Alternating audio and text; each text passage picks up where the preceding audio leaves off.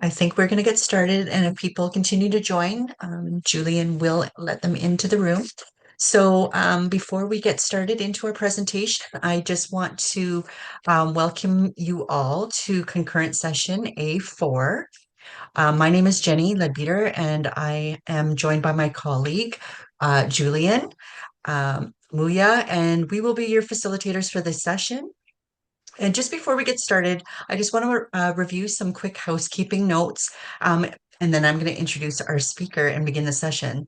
So first, I'd like you to draw your attention to the bottom of your screen where you should find a Zoom toolbar and a Q&A feature. If the Q&A feature isn't showing up, there might be a More button that it's hiding under. But that's where we will ask you to put your questions. You can enter your questions throughout the presentation, but we won't be addressing them until the presentation is complete. Please ensure that your microphones are kept on mute for the duration of the presentation. You'll note that we're also recording this session, and it will be uploaded to the conference website for future viewing by those who have registered for the conference. You'll be able to access this platform for 90 days following the conference. I also just want to remind everyone that we have closed captioning for all of our sessions. Please click on the CC icon. Again, that might be hiding under a More button if you require closed captioning. We kindly also ask that you complete the evaluation for this session by clicking on the session in the agenda on the virtual platform that you came from. There will be a survey button at the bottom of the screen next to Join button, and your feedback is very much appreciated. We will be using this to inform all future events such as this conference. We would also like to respectfully ask that all of those attending today's session engage with each other thoughtfully. Always consider the impact of your words and interactions on others.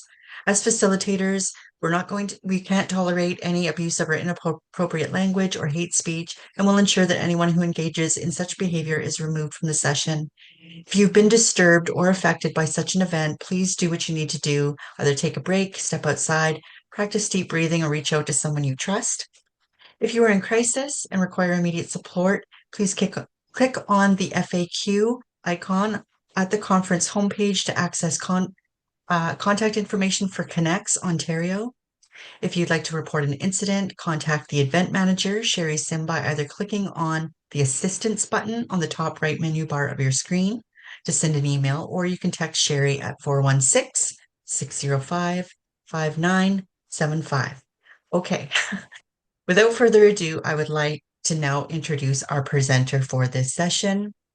I'd like you all to please welcome Alicia Gordon. Alicia is a Northern Indigenous woman from Thunder Bay. She's a person with lived experience, and she participates and has joined our committee here in Thunder Bay, the Thunder Bay and District HSJCC. So I'm going to hand it over to Alicia now and enjoy the session. Good morning, everyone. My name is Alicia Gordon, and welcome to my session. I will be discussing early interventions that work, and I will be bringing my perspective from a lens of lived experience, sharing with you what I feel are the key components in my journey that supported me in breaking my own cycle of conflict with the law.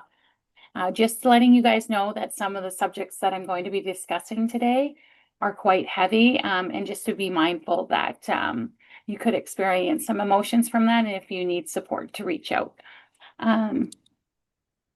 So my journey. When I reflect back on my early years, I realized that I checked all the boxes for someone who would later struggle with mental health and addiction issues. I was born in Winnipeg, Manitoba in 1984. My family consisted of my mother, my father, and an older brother. Right off the hop, things were difficult. I was born premature to parents with their own struggles. My mom, throughout my entire childhood, went undiagnosed and untreated for bipolar disorder. And my father was an alcoholic. My mother's mental health and my dad's alcoholism were the key factors that led to domestic violence and my father abandoning the family and returning to his home community in Ontario. My mother's inability to cope with her severe mental health led to extreme neglect and physical and emotional abuse. It eventually led to CAS and the police apprehending us. When I came to Thunder Bay, oh, sorry, I think we jumped there. No. When I came to Thunder Bay in 1994, my dad, sorry guys, I apologize. I'm just noticing that one of my slides is missing. There we go. I'm nervous, so you'll have to forgive me. Jumping back to where I was talking about when police apprehended us in foster care, my brother and I were separated, alone and afraid. I latched onto the foster family, searching for love and acceptance. I was in foster care for 2 years and was almost adopted. Things were perfect, minus the sexual abuse I was suffering at the hands of one of the foster parents' biological teenage son. Even with the sexual abuse, I still felt safer there. One day, there was an unexpected visit from my mom, and poof, shortly thereafter, a reunification. I was terrified, thrust back into an unsafe situation. After this is where a string of moves and no stability, and my mom continued to have the same mental health struggles. With no structure, we were unruly and wild children. These behavioral issues put significant strain on my mom's mental health, leading to even more worse abuses. Unable to cope, we were sent to spend the summer with our dad, starting yet another life in a different province. Now we're back on track. When I came to Thunder Bay in 1994, my dad had a whole nother family. We came bringing all our traumas and all our issues with us. We imploded their existing family system. You add poverty and you have a family in struggle, pitted against one another for love, affection, and resources. Despite all I had experienced, I remained a hopeful child and showed significant resilience. I had so many school struggles, but the stability in my dad's home was much improved from the prior situation, and I thrived. I soon realized that sibling equality was not a priority. I noted the differences, but continued because it was better than before. When the dynamic changed when I was a teenager, I became the focus of a smear campaign. The hurt and resentment from that were the final straw. I became broken. I lost hope, and what was left of my resilience in me had died. Hurt, angry, and reflecting on a life of unfairness, I gave up and became all the things I was accused of being. My life had become a self-fulfilling prophecy of words of another person. This would later be my defining trauma that I would struggle to overcome for the rest of my life. After all I had experienced in my childhood, it would be the words of another that hurt the most. I started consuming substances at approximately 15.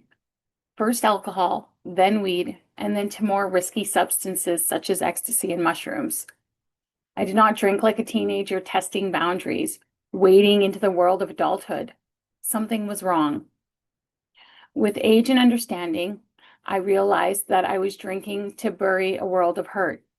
And even in the beginning, I struggled. I drank to blackout and to the point of vomiting. I stumbled through my teens trying to cope with deep emotions and past abuses and the current parental struggles and conflicts. I did not accidentally stumble across what I needed to start to heal, counseling or a psychologist. I stumbled over substances that eradicated all the pain instantly. I was unprepared and uneducated to cope with the impacts of substance. At approximately 18, I tried cocaine, and it was a great party drug. It kept me alert, which meant it kept me safe in my world, and it was fun. I had no idea I was an addict. Although I was suffering the effects of addiction, instability, and precarious living situations, and putting myself at risk, I never once thought that I was an addict.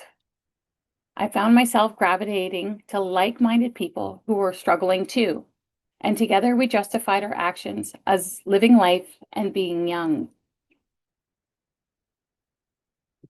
Each decision I made was influenced by my desire to use, where I worked, when I partied, where I lived, and who I partied with. When I partied, I did so with people who could give me drugs. This is where subconsciously I started trading myself for substances, an early form of unrealized sex work. I chose to go to Toronto because I wanted to be free to party. When I think back about it, this is when my criminal core thinking began, where values were put on the back burner, morals were weighed on a scale, and everything was negotiable. Directly influenced by people I surrounded myself with, what was abnormal soon became normal. Very shortly after arriving in Toronto, I began working as a dancer. I lived with another addicted dancer, and every day we struggled to pay to get to work to fuel our drug habits.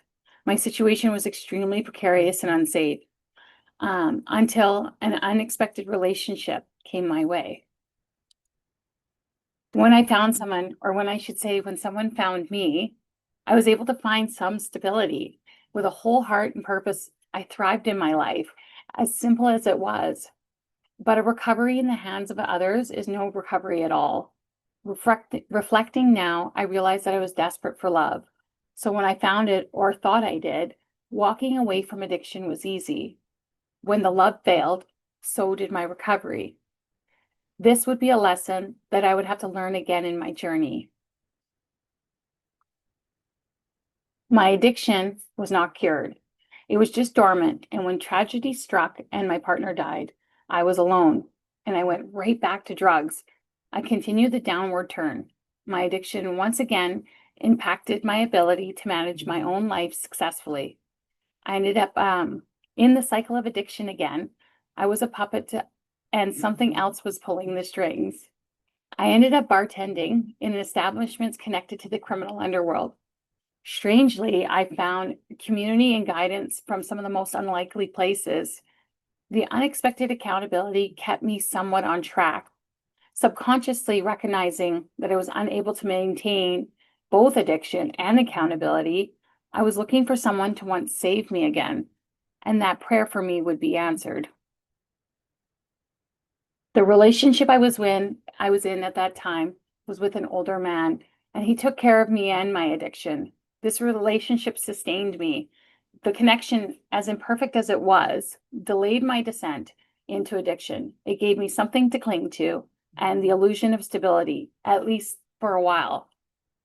As we all know, addiction is a progressive thing, and both my partner and I struggled, both deep in our own addictions. Before our relationship could completely dismantle, he too unexpectedly passed away at his sister's home. Without this protector, homelessness was basically a ticking time bomb. Out of drug money, I flipped through the phone book and connected with an escort agency. I was already willing to party for men with substances, so it was a natural progression. My situation continued to decline, and I had a couple of short-term abusive relationships. A long story short, I ended up homeless in downtown Toronto, accessing the women's shelter. Ended up working on the block, and that's when I met my trafficker. He pulled me from the streets and saved me. I believed at that time that he was rescuing me in some weird way. He provided stability and a roof over my head, and I was working the back page within weeks after being relocated to Whitby. I truly identified this situation as a relationship, and that's when we were working together to feed both of our addictions. It would not be till later that a Delico worker would casually mention that my experiences sounded like trafficking.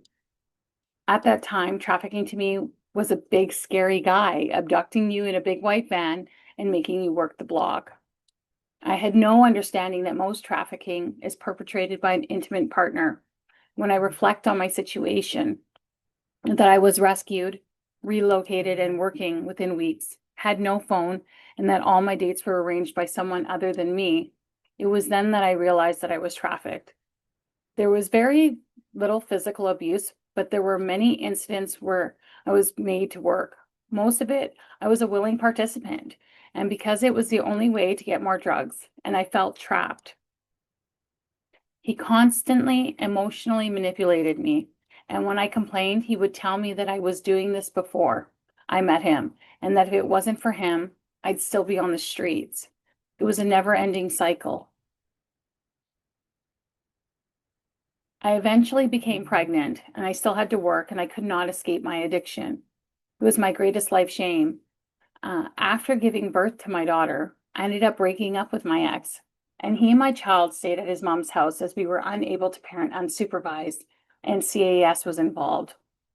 Ending the relationship did not work for me. I was deep in my addiction, and he would send gang members to my apartment to use my home. When he needed a place to get high, he would climb the building and come through the patio. I was still under his thumb and being manipulated and controlled. I found myself pregnant again. I knew I needed help beyond me. The situation was grave. I did the absolute last thing that I ever thought I would do. I called home and I asked for help. On my last day in the GTA, my ex pushed me down the stairs and his brother drove me to the airport and served me with custody papers. Leaving was really hard, but I realized staying was worse. I needed a solid base to fight for my life and for my children. Moving was the best thing I did for myself at that time, and relocation worked for me. Being removed from drugs gave me the ability to focus on my actual values and shine as a person. I was able to obtain my grade 12 and my own housing. I worked willingly with Delico and I continued to stabilize. And just for those who don't know, Delico is an Indigenous organization that is comparative to like CAS. During this time, I was supported by my family and I thrived. While working towards personal success, I fought to regain custody of my oldest daughter, who was still living in Southern Ontario. After completing grade 12, I was able to secure additional support from the Ontario Native Women's Association to further my education. I graduated with honors from Confederation College. Me and my life were unrecognizable at this time, and I continued to thrive. I was able to secure a temporary custody order of my oldest daughter, and she also began living in Thunder Bay. I graduated from school and I was working full time. I got my license and I bought a car. On the outside, it looked like I was winning. Now, fixed as a person, I found myself very isolated and lonely. I lingered in my resentment-based thought patterns, and I really struggled with parenting and working full time. It was a real battle for me. And unresolved family issues resurfaced, and I became very isolated from my family. I harbored resentments against my ex. I started drinking, and then after starting to drink again, I also reconnected with a high school friend. He came over and he brought my DOC, which was my drug of choice over, and it was all over for me. I just didn't know it yet. I thought I could use casually, even though every experience I had previously suggested this wasn't possible for me. My addiction unleashed, and it came back with a vengeance. I found myself cycling back into deep addiction. I ended up leaving my children with my stepmom with every intention of coming back. It was really hard for me to recognize that I knew I was an unsafe person. And it was the only avenue for me was to leave my kids with my stepmom. Um, After I did that, I fell so hard and so quickly. Fueled by shame, hurt, and anger, I slipped deep into the underworld of addiction in Thunder Bay.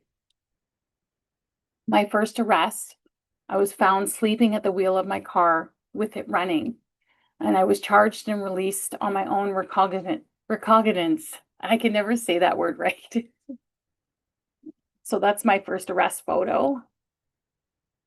When I lost my car and my residence, needing money and desperate to avoid human trafficking and sex work, I started to commit crimes. First, petty crimes, shoplifting, breaking into sheds, garages, and then I slowly progressed into break-and-enters. This is an article that was written about me at this time of my second arrest. I was actually publicly splashed all over social media. I think I ended up on the news. I ended up on the radio. I'm really happy, like, to be reflective at this point in my journey, that I was unaware of the things that were being posted and shared about me at that time. It took many years for me to be in a good place to Google myself.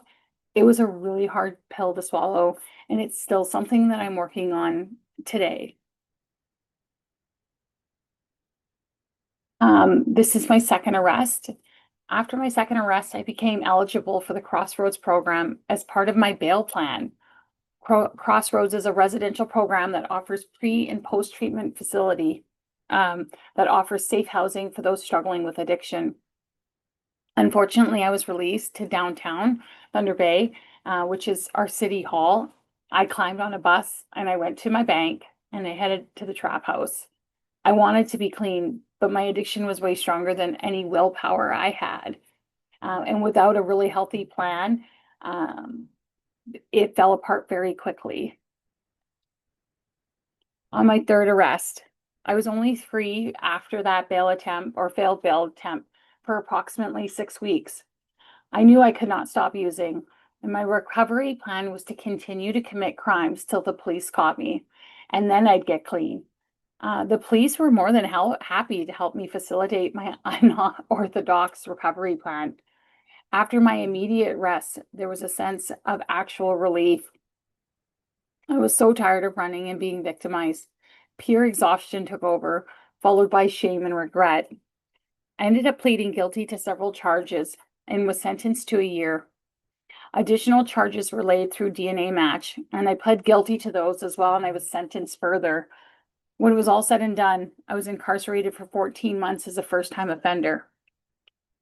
Before this, there was no real involvement for me with the police, other than domestics and the occasional raid that I was involved in when I was younger.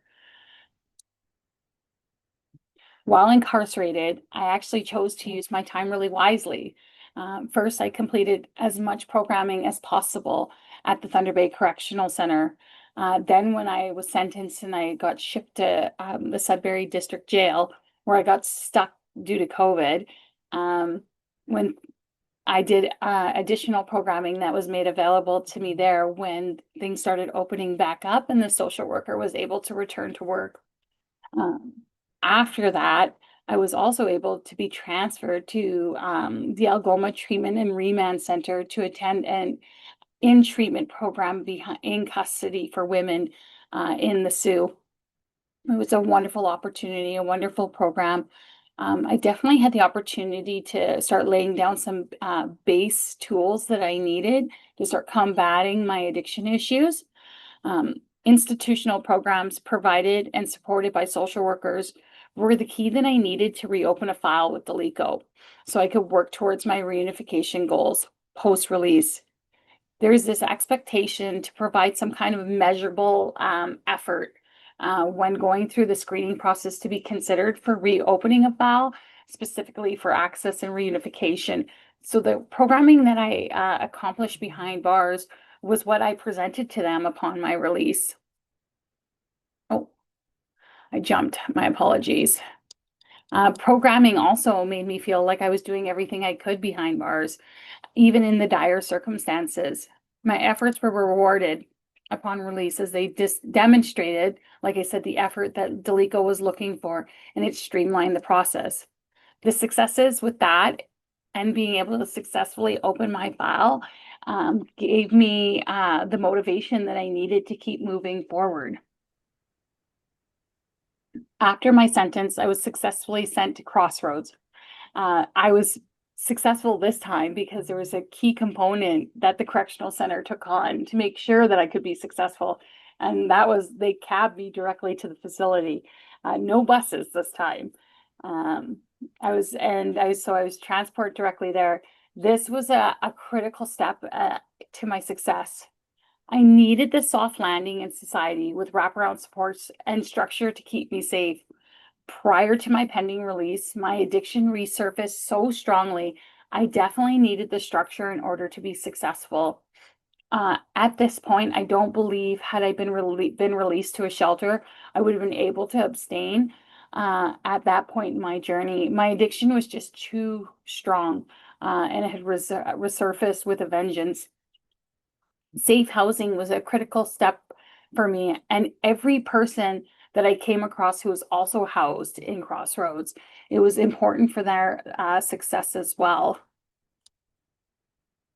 I chose in my journey to attend a long-term treatment, 90 days.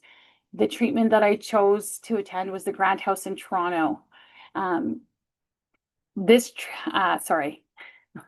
treatment continued to keep me safe, giving me the opportunity to work on the underlying issues and the relapse prevention I needed to secure longer-term recovery. Completing treatment further aided my cause with my kids as a tool for my personal success, but also as a requirement for any plan involving reunification in the future. I chose a longer treatment because I felt I needed more than 30 days. I had over a decade of addiction issues, and I knew I could not be solved in a 30-day treatment window. Sorry, I'm just keeping my eyes on the time.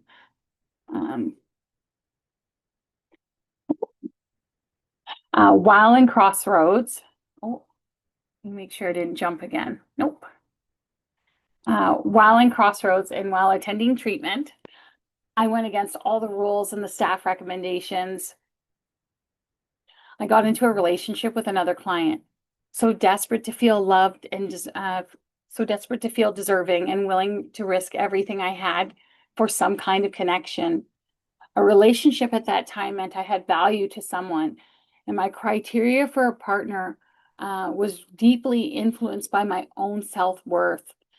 So I fell hard for the first man that was nice to me, ignoring all the red flags in one another and thriving in an unhealthy codependency. When that relationship failed unexpectedly, I went right back to what served me best prior, and that was substances. And within 1 week of relapse, I found myself back in jail, another case in another cell. My darkest days were behind bars. I had ruined everything. I thought my life was over, and it really took me about 3 weeks for the fog that I created from using substances again to start to lift. The hardest lesson I learned at that time in my life was that no one had hurt me like I did. I blamed over a decade of drug use on past traumas. And yes, they had played a crucial part, but it was my negative coping mechanisms that were keeping me from my children, rewriting my future, and robbing me of my freedom. Taking accountability for my part became the key to my freedom and ability to take control, to find a new way, and to eventually choose a new path. Realizing that I had no choice in how I responded to, realizing that I had a choice, pardon me, in how I responded to traumas meant that I could choose differently. After over a decade of drug use, I realized that my coping mechanisms were not serving me any longer, and I was really tired of the cycle. Somehow, things just clicked for me in my thinking. With that change in thinking, I prayed for a last chance at life and a life with my kids, a chance that could only be offered at that time by the John Howard Society bail program. I'm nervous, so I'm making mistakes, so you'll have to bear with me.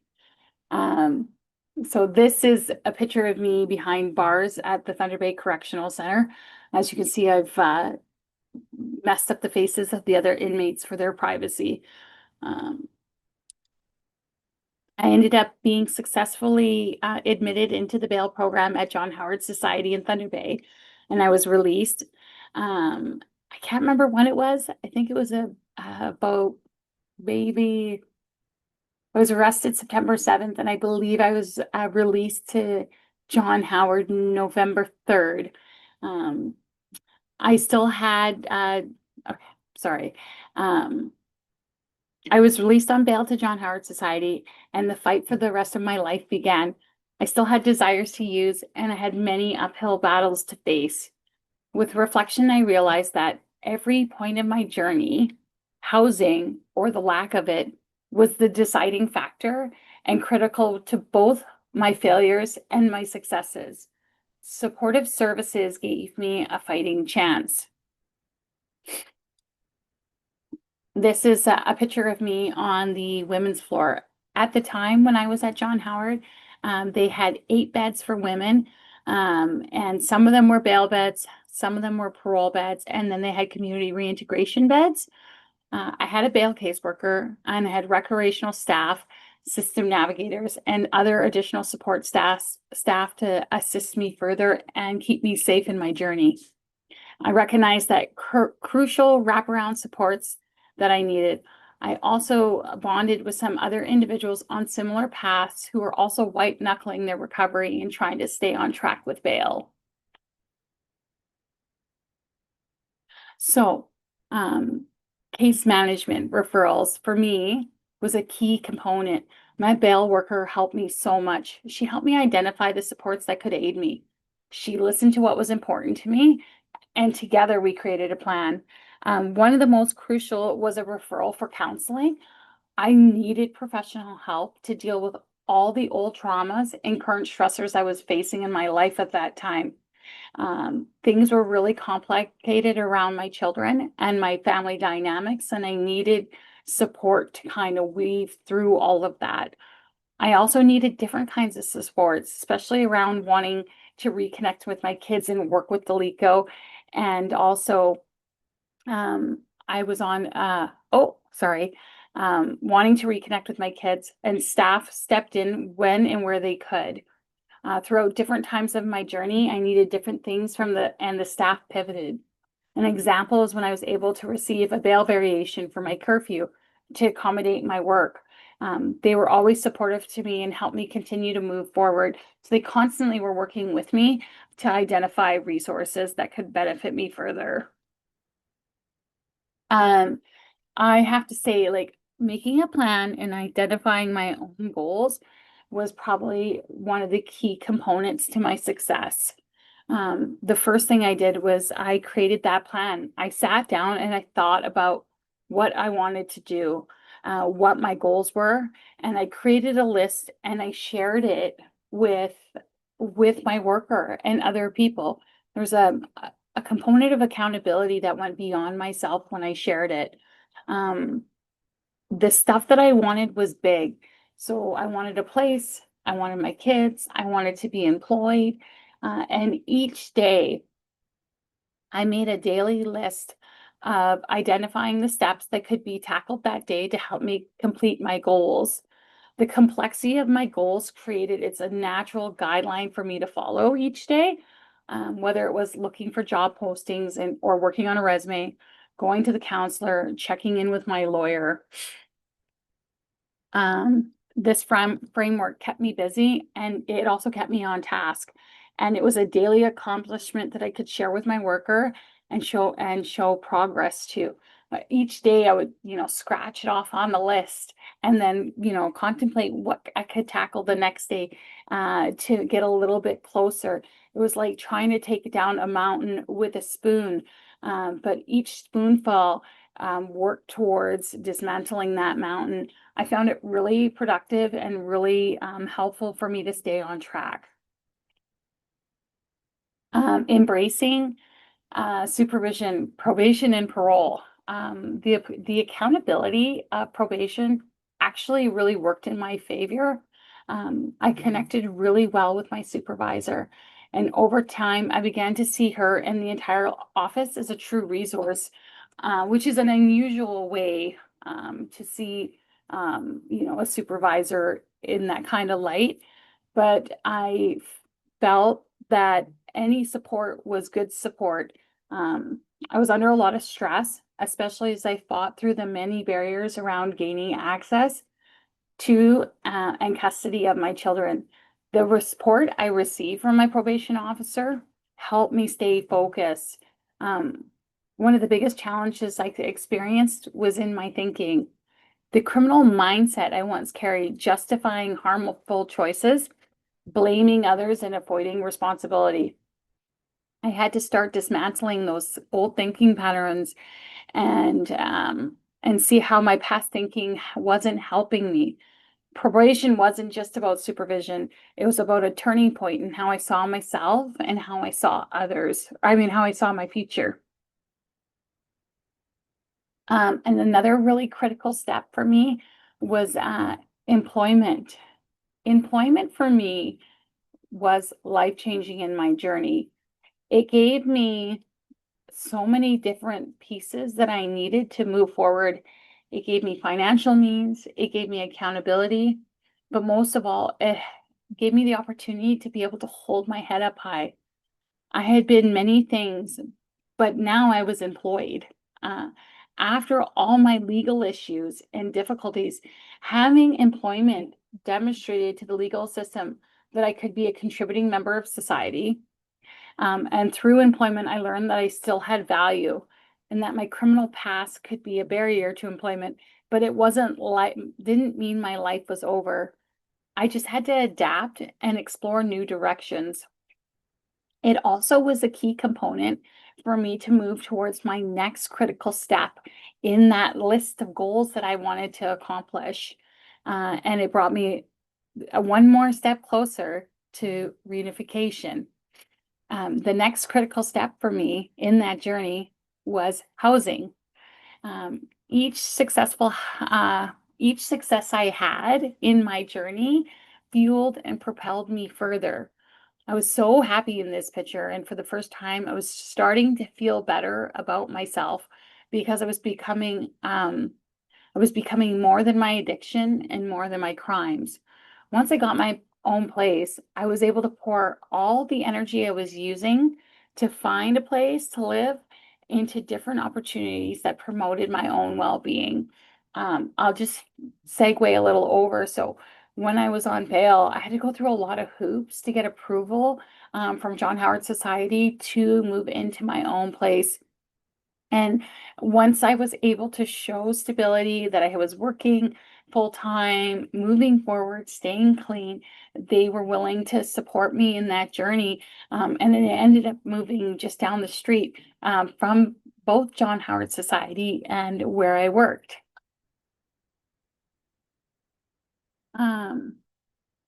Sorry. My next step in my journey, now that I had, a place, I had employment, I was working on reunification, was digging a little bit deeper, finding a little bit more of the authentic me buried inside. And for me, that was through cultural connection. Cultural opportunities meant uncovering something for me that was lost. It bred connection and offered something spiritual. It was a different piece of the puzzle, and it's a journey that I'm still on today. I kept moving forward, and good things kept happening. I ended up getting a position at the Elizabeth Fry Society of NWO. We call it EFRI for short. So working at EFRI gave me real purpose, supporting other women who were on similar journeys. This was the first time for me that I was really able to start showing my skills and supporting individuals with case management from a lived experience perspective. And it was something that really gave me drive, and it was very life fulfilling for me. I continue to work through towards the things that mattered most for me. Remember, the very most important thing for me was reunification, getting my children back. The process was painfully slow, but I was demonstrating stability. And at this point in my journey, no one could keep me from seeing my kids. So much work had to go into it, though, from me and numerous workers to make this happen. I faced a lot of barriers because I had to come from I had come from such a dark place, and I had to come so far. Um, and I kept, every time I had an opportunity to add to my repertoire, whether it be relapse prevention skills, whether it be CPR skills, like in this picture here, anything that aided my future or my present situation and helped support me, was something that I reached for. I gravitated to all opportunities, anything that could aid my career. or support the recovery. And then what I would do is every time that I completed something, I would get a copy and I would submit it not only to Delico as part of my file, but I'd also copy it to my lawyer, and I used it in court. Every opportunity was valuable and I wanted them all. I'm just checking the time, guys. Sorry. I'm going to pick it up.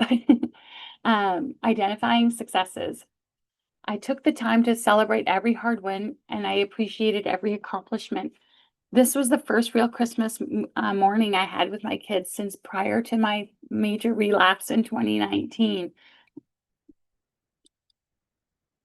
Finding new meaning in painful experiences so they could become lessons and not wounds. I had a lot of bad experiences, so I had to start reprogramming old memories with new ones. Places and things that brought me grief, old belief systems, it was all up for a new perspective. An alley I got high in became an alley I helped somebody in.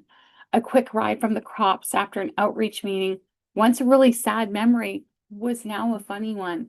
You know, an officer who knew me when I was on the run became an officer I knew in recovery. A cop who had made a full-time sport of arresting me now reaches out to me to ask me how me and my kids are doing. This was the first time, I always love using this photo in presentations. This was the first time that I always tell people that I went through the front door at the Thunder Bay Police Station instead of the back. And it's a real proud moment for me. And embracing sobriety was something else that I really had to do. I had to find new ways to live life. Here I am living my life, laying down positive memories, traipsing through the bush here. And then another thing I really had to focus on in my journey was building a community. For me, a deeply supportive connection to my family was not possible. After my release, I was in a bitter battle with my parents for custody to gain access to my children. And every step in this journey was fought intensely and passionately by both sides. Every inch gained was at significant emotional cost. Because of the enormity and long-term nature of what I was trying to accomplish, I personally needed to redefine my ideas of family and connection. I had to seek unconventional support to ensure my success. I needed a solid foundation to support me during the proceedings.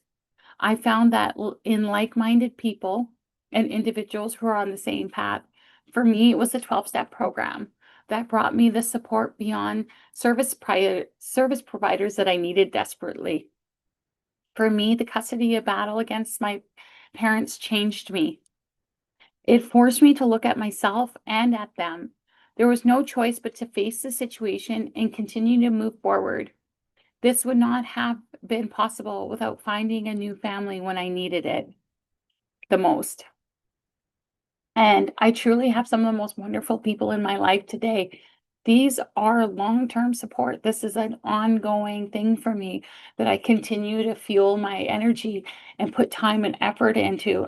And these individuals put time and effort into me, and we rely on each other.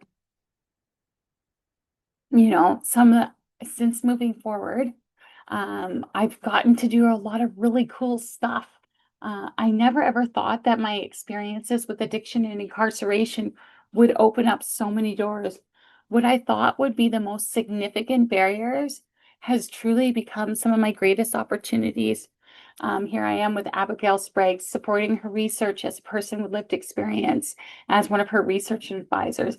Even being here today with you guys, you know, it's only possible because I came from a place of darkness, that I'm able to share this opportunity and be here today. My journey back from addiction has gifted me many opportunities, but being able to support others, um, was not something I thought would ever be able to do. I was lucky enough to continue my journey and move into the justice sector, and I ended up taking on a position as court support at the Elizabeth Fry Society. When I was ready to push a little bit further in my career beyond that, um, I ended up leaving Elizabeth Fry, and ended up joining the board, and I moved into a different career in the justice sector as well. At this point in my journey, I'm also a certified Gladue writer. These opportunities in justice have really filled my cup and given me true purpose, an opportunity to come full circle and to give back to a community where I have previously taken. Um, Another key component for my success was being authentically me. In all this change, I had to rediscover me and embrace it all and learn to live at peace with myself. And I realized I was pretty cool. Finding connection beyond corrections. This is probably one of my hardest lessons. Each was love. Each relationship I had in my journey was a reflection of where I was at that time. And each time I looked to others to fill my cup, I was found wanting. In addiction, I really wanted to be saved because I wasn't ready to do the work. And when in early recovery and I was looking for validation of worth, I found myself in unhealthy codependent relationships. Further along in my journey, I was misguided by not wanting to harshly judge others for being a fear of being harshly judged myself. This is what led me to pick partners who had their own struggles, who were unwilling to do this work, and this did not serve me well. When I got my shit together and I saved myself, um, sorry, because it was me who had put the work in, I could hold up my head high. I quit defining my worth based solely on my past. And then this great guy came along and he changed everything. He had been everything I'd been searching for in a relationship. Kind, compassionate, responsible, hardworking, loving to both me and my kids. We were both like-minded people with the same values and goals, and we complemented each other. I'm very lucky. And this is a life recovered. I think about where I have come from and everything it took me to get here. And I am so blessed to have survived my addiction and even more so to be able to thrive. This is me on my motorcycle because I'm cool now. And this is me at that just passed with some of my good close friends. And this is success for me is just the beginning. Um, this is 4 years completed out of my 5-year plan. And what's next is I get to take pen and paper and I get to lay out the next 5 years for me and my family. That concludes my presentation today.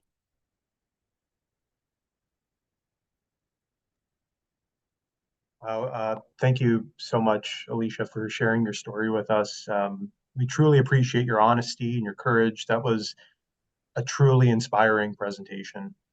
Um, we do have time for some questions. And as a reminder, you can ask Alicia a question using the Q&A function at the bottom of your screen. If you click that, you can type your question in there and I'll read it out.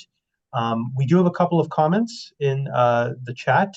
Emma Jane said, "You are an incredible person, Alicia. Thank you for sharing your story with us. It was a privilege to hear and listen." Thank you. Chantel says, "Thank you so much for sharing your recovery journey. Your honesty, strength, and vulnerability touched me. Thank you for the privilege of listening. It takes great courage to speak openly about the difficult parts of your journey, and willingness to do so brings hope to others who may still be struggling in silence." Jules says, "Thank you for your courage and bravery." Chantel says, "Miigwech." You are proof that anything is possible and we must not give up on people. Lots of beautiful comments. I'm sure you can see them in the chat, Alicia. And if you do have any questions, we do have some time. So yeah, you can type them in the bottom in the Q&A section.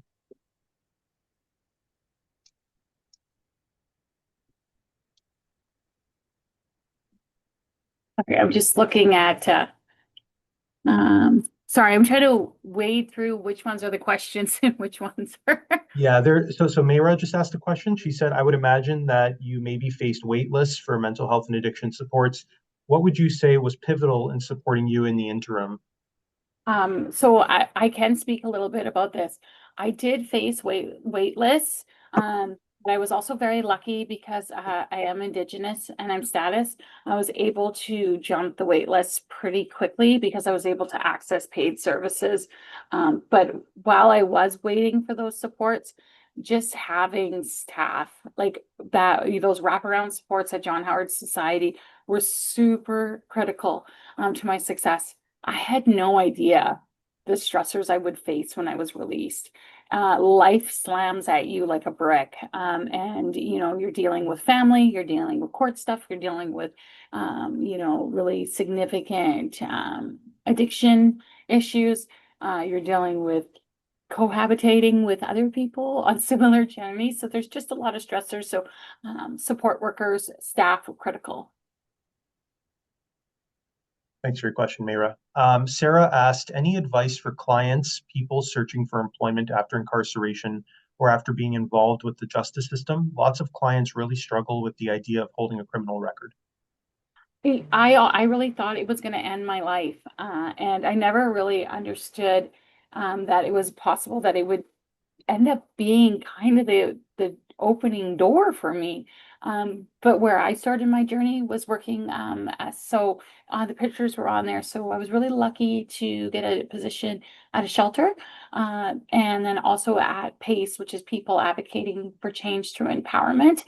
So these were places that offered frontline support services to individuals that are homeless and struggling with mental health and addiction. Their mandate is to hire people with peer support, people with living or lived experience. So that's how I kind of snuck my way in. I pushed my resume through the bars and I took a chance. There's bars at the shelter house here. They have, some security issues, but that's where I needed to be. That first job at shelter house, I tried to hide from them that I was on bail. I didn't realize how closely connected all the organizations were. So they were more than willing to support me. I just had to embrace where I was at in my journey and be honest. That's worked for me, and it might not work for everybody. But it was a weight off my shoulders when I embraced who and what I was. Thanks for your question, Sarah. Joanne asked, what was the message of support you received you feel had the most positive impact on your recovery? Words of impact. Words of impact. Mhm. I think for me, like the biggest part was when I was going through my custody case against my family. I was really struggling to gain access of any kind to my kids. And the workers were like, we hear you. We support you. And we think that's really shitty what's happening.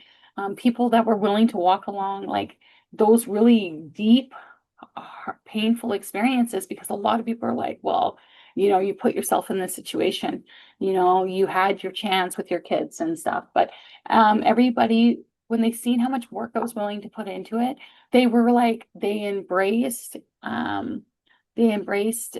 me wanting embraced me getting those opportunities. They wanted them just as much as I did. So it was nice to know I wasn't alone. Thank you for your question, Joanne. We received a question, if you're comfortable in asking this, about your relationship with your parents. Yeah, that's fine. Yeah, so the question is, where do things stand with you and your parents now?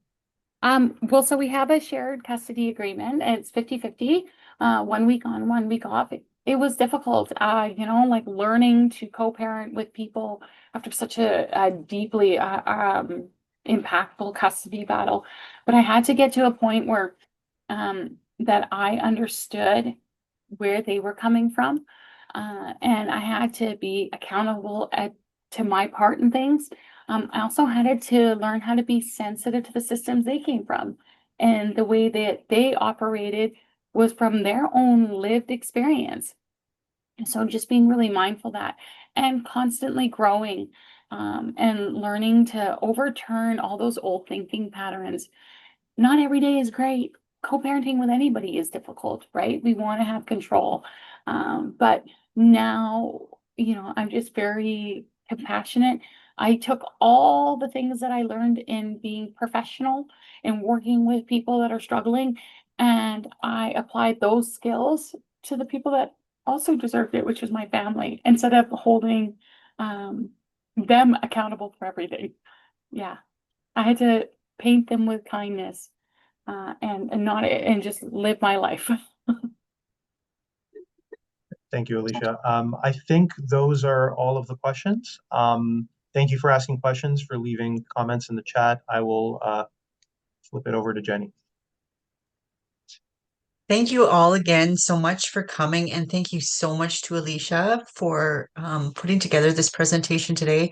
When Alicia first approached me about wanting to do this many, many months ago, I was so elated because I had already heard parts of her story at our local table. And so when she said that she wanted to share it with all of you, I was like, yes, do it. Let's do it. And so yeah, I think it went amazing today, Alicia, and I know you were probably very inspiring to a lot of people in this room today. I know you've been inspiring to me from the day we met. So just some last minute housekeeping things as we progress throughout the day. Again, please take a moment to fill in the survey for this session. That really, really helps. You can do that by clicking on agenda in your platform. Choose the session that you're currently attending, which is A4. Next to the join button, you will find the survey button. So click on that survey button and please complete the survey. We also encourage you to take some time to connect with fellow participants and visit our poster and exhibitor halls where you can view poster presentations and connect with our exhibitors. Don't forget to add resources from our exhibitors into your personal swag bags. You can also build your own agenda by adding sessions to your calendar, just clicking on the Add to Calendar button. We'd also appreciate if you could also take a few moments to complete our conference evaluation at the end of the conference. You can access the conference evaluation by clicking on the evaluation icon on the conference homepage in the menu bar. And just know that all of your feedback is anonymous and appreciated and will be used to plan future events. So again, we're now going to be heading into our hour break for lunch from 12 until 1. But there is a lunchtime session starting at 12:15 until 12:45 called What Do We Keep Missing About Addiction? So if you're interested in doing that over your lunch break, feel free. Following the lunch at 1 p.m., please join us back for a keynote panel on collaborating for change, disrupting homelessness, and justice involvement. To join the keynote session, click on agenda on the menu bar and then click join for the keynote panel presentation. And then our B series concurrent sessions will follow after the afternoon break at 3 p.m. today. So you can click on the agenda in the platform, choose the session in the B series that you want to join later on, and then click on join. So again, thank you all so much for coming, and we'll see you again throughout the conference.